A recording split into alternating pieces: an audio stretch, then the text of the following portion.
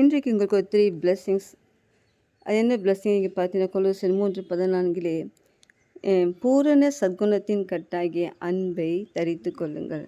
So ஒரு government உங்களுக்கு order கொடுக்குறார். அது என்ன தரிப்புன்னு சொன்னால், நம்ம அந்த அன்பை தரித்து கொள்ள வேண்டும். ஸோ நம்ம அநேக வாழ்க்கையில் அந்த அன்பு தணிந்து போயிருக்கு. கணவன் மனைவிக்குள்ளே, பெற்றோர் பிள்ளைகளுக்குள்ளே, சமுதாயத்துக்குள்ளே காணப்படக்கூடிய அந்த சுச்சுவேஷன்லாம் பார்க்கும்போது நம்முடைய இருதயம் கல்லாகி விட்டிருக்குது. ஸோ பிரியமான அதனை மாற்றிக்கொண்டு அன்பை வழங்குவோம். அன்பு ரொம்ப ரொம்ப முக்கியமானது.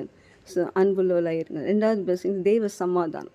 தெய்வ சமாதானம் இல்லைன்னு சொன்னால் நீங்கள் யாருக்கும் சமாதானம் சொல்ல முடியாது. ஸோ முதலாவது உங்களுக்குள்ளே ஒரு தெய்வ சமாதானத்தை காத்துக்கொள்ளுங்கள்.